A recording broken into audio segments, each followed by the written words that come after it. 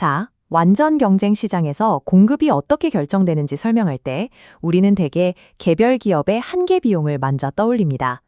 단기적으로는 이 계산이 명쾌하죠. 시장 전체의 공급량을 알고 싶다면 그저 현재 시장에 있는 기업들이 각 가격에서 생산하려는 양을 옆으로 나란히 더하기만 하면 되니까요. 하지만 분석의 단위를 장기로 확장하면 이 단순한 합산 방식은 더 이상 성립하지 않습니다. 장기에는 시장의 구성원 자체가 고정되어 있지 않기 때문입니다. 이윤이 나면 새로운 경쟁자가 진입하고 손실이 나면 기존 기업이 떠납니다. 덧셈을 수행해야 할 대상의 숫자가 시장의 유인에 따라 끊임없이 재편되는 과정이 장기 균형의 핵심입니다. 여기서 우리는 공급 곡선의 모양을 결정짓는 핵심 기제를 마주하게 됩니다. 수많은 기업이 동시에 시장에 진입해 원자재를 사들이기 시작할 때 그 원자재의 가격이 어떻게 반응하느냐는 문제입니다. 장기 공급 곡선을 정확히 도출하기 위해서는 개별 기업의 생산량 변화와 더불어 산업 전체의 팽창이 불러오는 요소 시장의 가격 변동을 추적해야 합니다.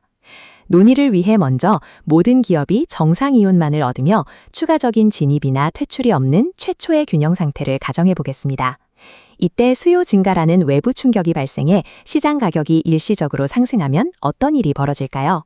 그림 11-7의 오른쪽 그래프를 보면 상승한 시장 가격 P-가 기업의 단기 평균 비용 최저점보다 높은 곳에 위치합니다. 이는 기존 기업들이 장기 균형을 깨고 초과 이윤을 누리고 있음을 보여줍니다. 이 초과 이윤은 시장 밖의 잠재적 진입자들에게 강력한 유인이 됩니다. 기업들이 앞다투어 시장에 들어오면서 산업 전체의 산출량은 Q스타에서 Q로 늘어납니다. 만약 이 산업이 수많은 기업의 진입에도 불구하고 원자재 가격이 전혀 오르지 않는 비용 불변 산업이라면 상황은 명확해집니다. 비용이 그대로이므로 공급이 늘어남에 따라 시장 가격은 다시 원래의 최저비용 수준인 P스타까지 떨어집니다. 왼쪽 그래프에서 붉게 표시된 수평선 LS가 바로 이 가격대에서 형성되는 산업의 장기 공급 곡선입니다.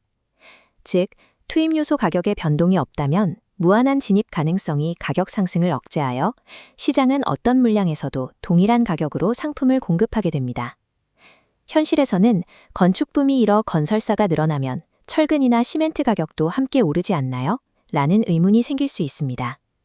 대다수의 현실 시장을 설명하는 비용 최증 산업 모델이 바로 이 지점에서 시작됩니다. 산업 전체의 생산 규모가 커질수록 투입 요소에 대한 수요가 급증하고 이는 곧 원자재나 노동력의 가격 상승으로 이어집니다. 투입 요소 가격이 오르면 그림 11-8처럼 기업의 비용 구조가 바뀝니다. 검은색이었던 장기 평균 비용 곡선 LAC가 보라색인 LAC 프라임으로 위쪽으로 이동하는 것을 볼 수 있습니다. 생산 단가 자체가 높아졌기 때문에 시장 가격이 과거의 P스타 수준에 머문다면 모든 기업은 적자를 보게 됩니다. 따라서 새로운 장기 균형이 성립하려면 시장 가격이 상승한 비용을 보전할 수 있는 수준인 P바까지 올라가야 합니다. 그래프의 점 F가 바로 그 새로운 균형점입니다. 이제 왼쪽 산업 그래프를 보면 과거의 균형점 G와 높아진 가격에서의 균형점 H를 잇는 우상향하는 장기 공급 곡선 LS가 도출됩니다. 결국 산업의 확장이 생산 단가를 높이는 구조에서는 더 많은 공급을 위해 반드시 더 높은 시장 가격이 뒷받침되어야 한다는 결론에 도달합니다. 드문 경우지만 산업의 규모가 커질수록 오히려 생산 비용이 줄어드는 상황도 존재합니다. 산업 팽창에 따라 통신 외망이나 금융 서비스 같은 인프라가 개선되면서 발생하는 이른바 외부 경제 효과입니다. 이런 환경에서는 투입 요소 가격이 하락하며 장기 평균 비용 곡선을 아래로 끌어내립니다. 이 특수한 사례에서는 산업이 성장할수록 공급 가격이 낮아지는 우하향하는 장기 공급 곡선이라는 독특한 형태가 나타납니다. 지금까지 우리는 비용 구조에 따라 장기 공급 곡선이 수평, 우상향 또는 우하향할 수 있음을 확인했습니다.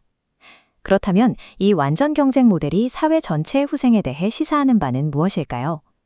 이중구 교수는 본문을 통해 완전 경쟁 시장이 보장하는 것은 오직 자원의 낭비 없는 배분, 즉 효율성뿐이라고 강조합니다.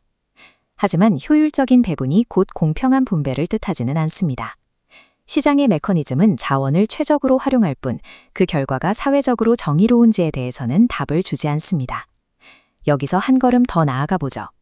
만약 정부가 비용 체증 산업의 생산을 장려하기 위해 막대한 보조금을 지급한다면